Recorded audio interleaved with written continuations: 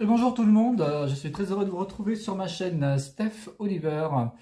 Alors nous allons parler actuellement sur le Canada. Comme je vous ai dit la dernière fois sur l'ancienne vidéo que j'avais fait sur le Canada concernant au niveau du chômage et des taux de chômage qu'il y avait sur l'ensemble du territoire canadien. Nous allons parler actuellement d'un sujet qui fait beaucoup d'actualité en ce moment au Canada, malheureusement sur la très forte augmentation qu'il y a de la misère et de la pauvreté au Canada. Donc, je me suis basé sur des chiffres de Statistique Canada, mais aussi des chiffres de la Food Banks Canada. C'est ce qu'on appelle la banque, tout ce qui est au niveau de la banque alimentaire du Canada sur l'ensemble du territoire canadien. Donc, la banque alimentaire, c'est un peu ni plus ni moins comme le Resto du Cœur en France. Voilà. Donc, le thème donc, de la vidéo, c'est sur la pauvreté au Canada. Pour les chiffres de cette année, enfin, c'est pas les chiffres de cette année, c'est les sources de 2022, mais de 2023 aussi. Donc les chiffres de 2024, peut-être qu'ils vont sûrement le faire l'année prochaine. Donc voilà.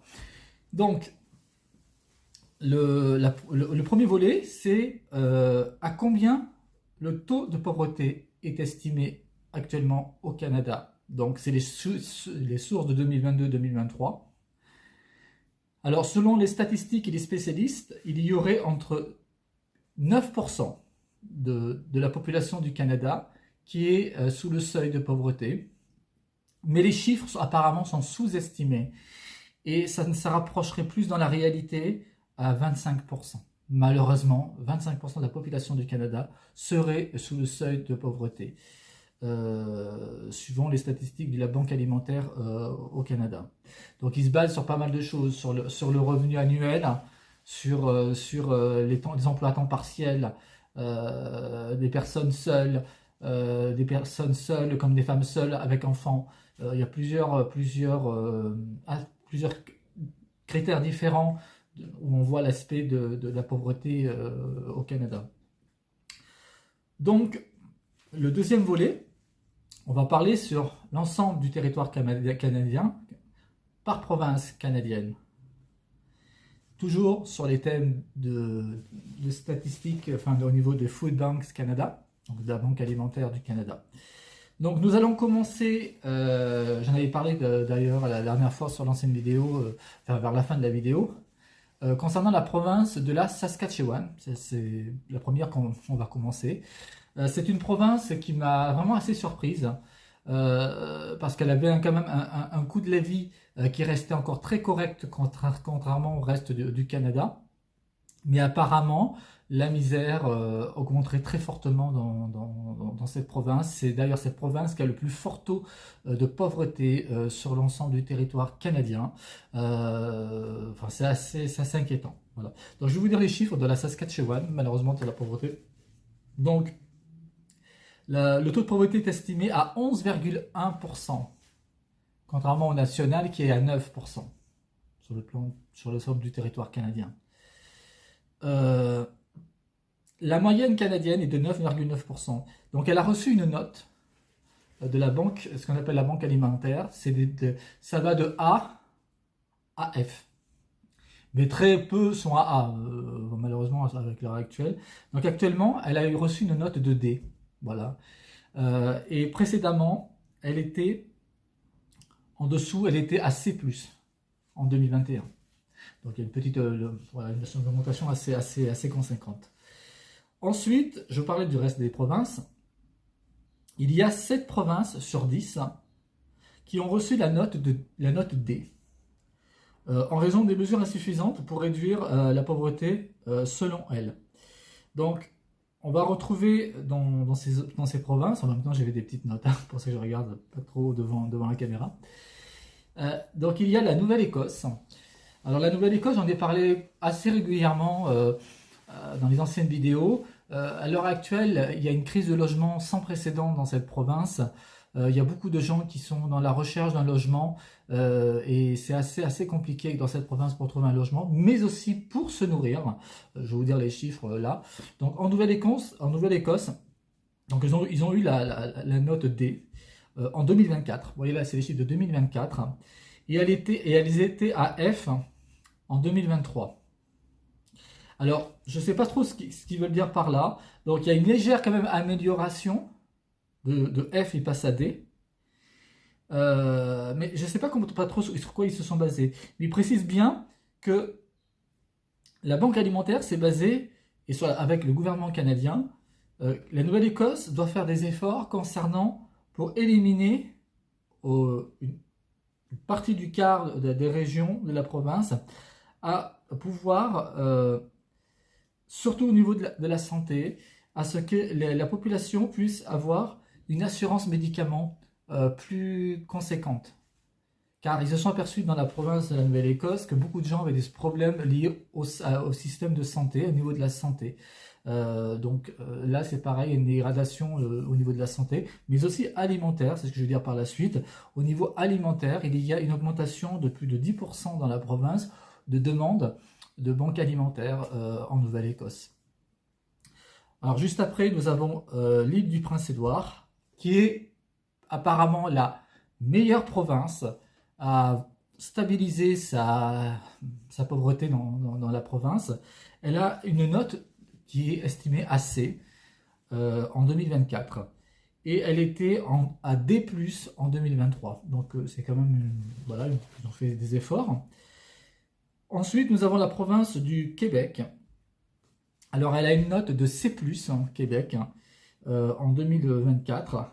Et elle était à B en 2023. Donc aussi à Québec, il y a une augmentation assez forte de la pauvreté.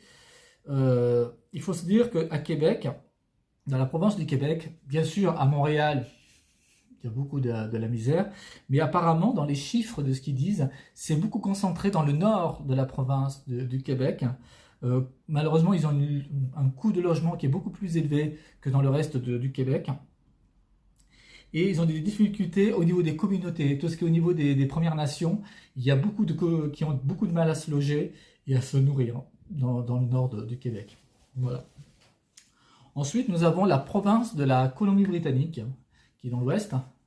Alors, j'en ai parlé aussi régulièrement de cette province, qui a un coût de la vie le plus élevé du Canada, qui a une crise de logement sans précédent. Bon, je ne vais pas me répéter. Alors là, c'est pareil, ils ont reçu une note de F. En 2024, c'est très impressionnant. La note de F, et elle était à D+, en 2023. Donc, vous voyez que la Saskatchewan et la Colombie-Britannique sont quand même deux provinces. Il y a sûrement l'Ontario par la suite, j'en parlerai. Mais il y a quand même la Colombie-Britannique et la Saskatchewan qui sont des provinces qui ont le plus fort taux de misère au Canada. Donc, pour la Colombie-Britannique, donc je disais qu'ils ont une note de F et c'était à D+, en 2023. Il faut se dire que sur l'ensemble de la population, le principal souci qu'ils ont actuellement dans la province de la Colombie-Britannique, dans la population de la Colombie-Britannique, c'est que 47% de leurs revenus va pour se loger, pour le logement. Il y a une insécurité alimentaire de plus de 30%. Donc quand ils disent insécurité alimentaire, ça veut dire que les gens ne mangent pas à leur faim, sautent des repas. Peut-être qu'ils ne mangent pas le midi, des fois qu'ils ne mangent peut-être pas le soir. Peut-être certains même ne mangent pas peut-être quelques jours d'affilée, ça peut arriver. Donc c'est quand même assez inquiétant. Et c'est des chiffres de 30% d'insécurité alimentaire sur l'année, entre 2023 et 2024. Donc c'est quand même assez grave ce qui se passe en Colombie-Britannique. Ensuite, nous avons donc le gouvernement de la province de la Colombie-Britannique, en collaboration avec le gouvernement fédéral, il veut mettre en place d'ici 2030 une réduction de 50% de la pauvreté sur l'ensemble de la Colombie-Britannique. Je ne sais pas s'ils y arriveront, parce que c'est que des chiffres, mais la dure réalité, c'est que ça ne le fait pas. Et il voudrait augmenter de 10% le taux d'aide sociale pour les adultes vivant seuls. Donc là, il se base sur les deux fonctionnements, donc les femmes seules avec enfants et des personnes célibataires, enfin seules, qui sont, pour pouvoir les aider. Ça, c'est pour la Colombie-Britannique. Nous allons continuer pour la province de l'Alberta, qui a reçu une note de D en 2024, et elle était à F en 2023. Donc là, il y a quand même une amélioration assez conséquente, hein, de F, ça passe à D. Il y a 27% de la province de l'Alberta, de la population de l'Alberta, qui sont dans une insécurité alimentaire. Donc pareil, comme je disais tout à l'heure, hein, toujours sous-alimentaire, voilà, ils se sous-alimentent. Hein. Mais en dépend de ces chiffres, la situation financière des gens s'améliore. Il faut savoir que les gens qui étaient sous le seuil de pauvreté depuis ces 5-10 dernières années, c'est ce qu'ils disent, c'est nettement amélioré dans cette province. C'est la seule province d'ailleurs qui a un taux de misère, qui est assez inférieur contrairement au reste du Canada. Euh, Ensuite, le gouvernement donc, de l'Alberta se donne comme projet, comme projection pour pouvoir réduire la misère encore dans cette province, c'est de présenter une stratégie provinciale et de réduire la pauvreté, élargir les prestations temporaires d'aide au logement à tous les Albertains en attente de logements à loyer modique. Enfin, loyer modique, c'est des logements sociaux. Donc, je sais que l'Alberta, ils sont en train de mettre quelque chose en place actuellement, alors du côté d'Edmonton et du côté de Calgary, au niveau des constructions de logements abordables dans cette province. Voilà. Donc, nous allons parler ensuite de la province du Manitoba. Le Manitoba a reçu la note de D en 2024 et il était à C+ en 2023. Donc là, c'est une légère baisse, mais c'est toujours bon à avoir. Donc 30% des revenus sont consacrés au logement dans cette province. Et ils ont un but, le gouvernement du Manitoba, c'est de réduire la pauvreté pour tous les Manitobains, pour les personnes vivant seules et les peuples autochtones. Donc ça, c'est les Premières Nations. Et le but, en collaboration avec le fédéral et le gouvernement du Manitoba, il y aura une enveloppe pour construire des logements futurs à des prix abordables. Il y a eu une enveloppe de 100 millions de dollars pour pouvoir construire des logements inspirés du programme BC Builders. Donc ça, c'est inspiré de la Colombie-Britannique, qui eux aussi font des constructions au niveau des logements à des prix abordables, mais plus à l'extérieur de Vancouver. Dans la province de l'Ontario, donc là c'est autre chose, c'est à peu près comme en Colombie-Britannique et en Saskatchewan. Ils ont reçu la note de D et c'est inchangé d'une année sur une autre, donc depuis un an, donc c'est stable. Mais 30% est consacré au budget du logement. Et 46%, c'est là où ça fait quand même un peu peur, 46% de la population de l'Ontario sont dans une insécurité alimentaire. C'est grave. Voilà, là ça me coupe, comme on dit. Donc le gouvernement de l'Ontario veut faire moderniser le programme de l'Ontario au travail et pour les travailleurs handicapés. Ils veulent réduire de 50% la pauvreté dans la province d'ici 2030. On verra si c'est atteignable. Mais quand on voit les chiffres, que déjà 30% sont dans une insécurité alimentaire et que 46%, que 46% sont dans une insécurité alimentaire, excusez-moi, et que 30% sont pour leur budget au niveau du logement, une personne qui est dans un salaire minimum actuellement en Ontario, qui est à 17,40 $, c'est assez dur. Voilà, malheureusement. Donc nous allons continuer dans la province de Terre-Neuve et Labrador, qui a reçu la note de D en 2024 et c'est inchangé en 2023, c'était pareil. 26% de la population sont dans une insécurité alimentaire.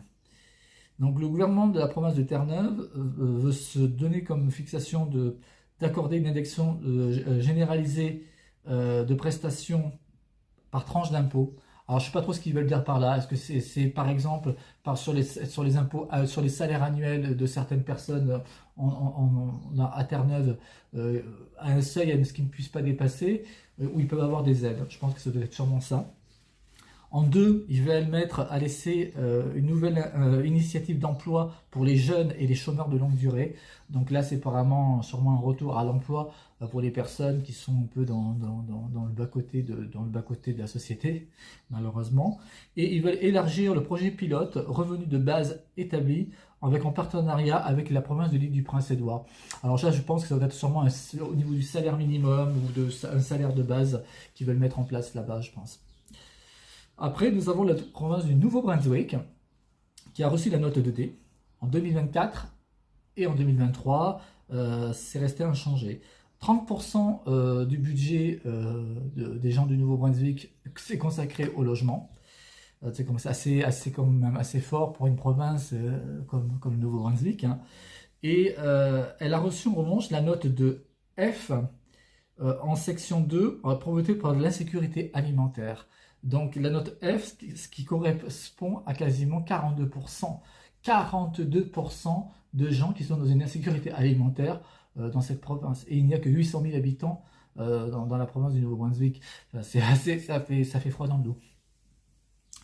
Ensuite, donc, le gouvernement du Nouveau-Brunswick se donne comme pour objectif dans les prochaines années, de 120 jours pour mettre le gouvernement fédéral demande au gouvernement du Nouveau-Brunswick à ce qu'ils mettent 120 jours pour mettre en place, pour réduire la pauvreté, établir un contrôle des loyers, parce qu'il faut dire qu'actuellement au Nouveau-Brunswick, les loyers sont un petit peu hors contrôle, c'est un petit peu la loi de la jungle, donc les propriétaires fixent leurs tarifs autant qu'ils veulent, parce qu'il n'y a pas de règles de fixation des tarifs des loyers, donc apparemment c'est ça qu'ils veulent mettre en place.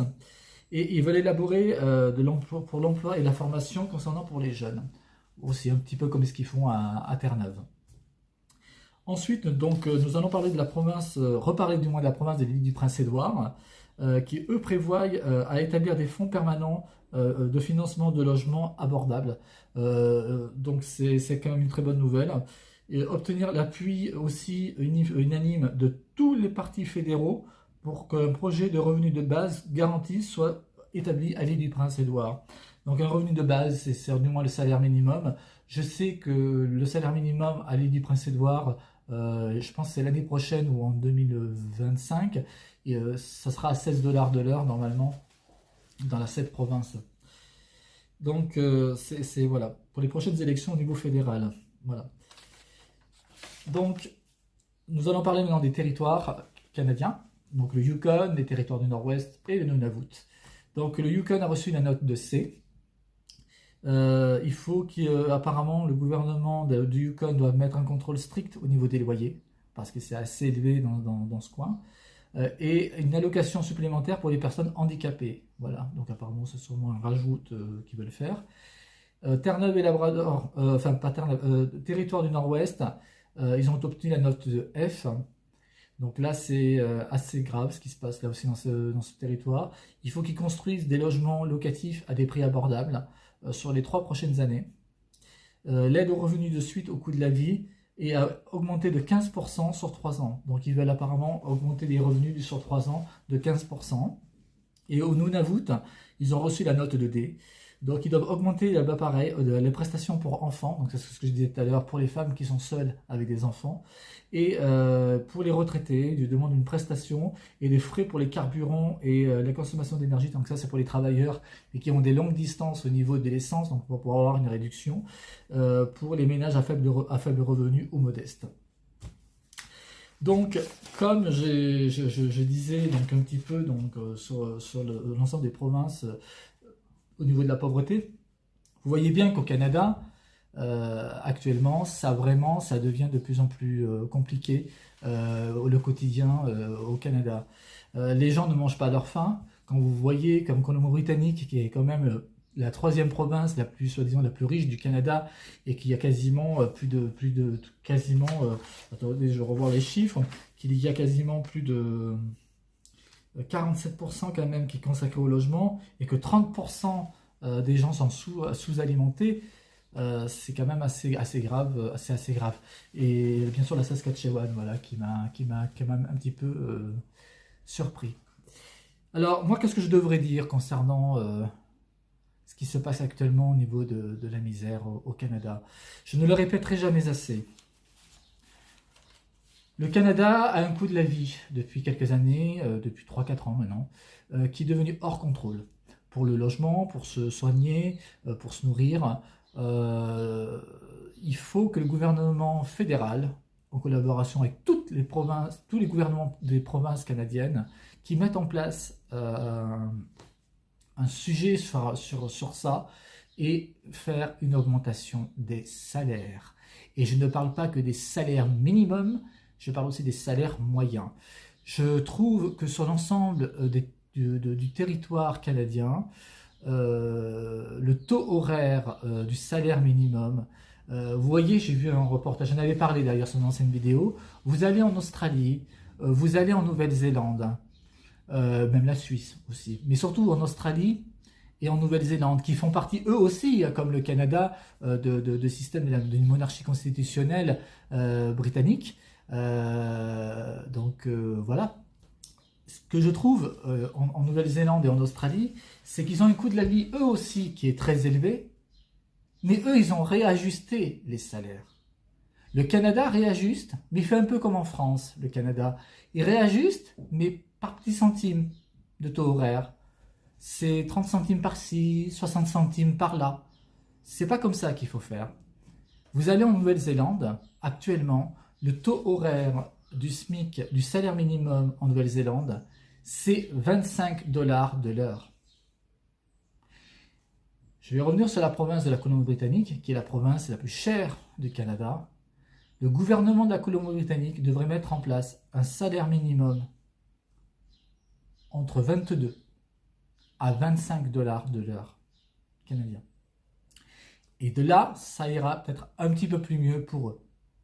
Et le salaire moyen, bon après, faut qu'ils voient, hein. Mais le salaire minimum, il faut l'augmenter. Parce qu'il faut savoir qu'il y a de plus en plus de personnes qui travaillent maintenant au salaire minimum.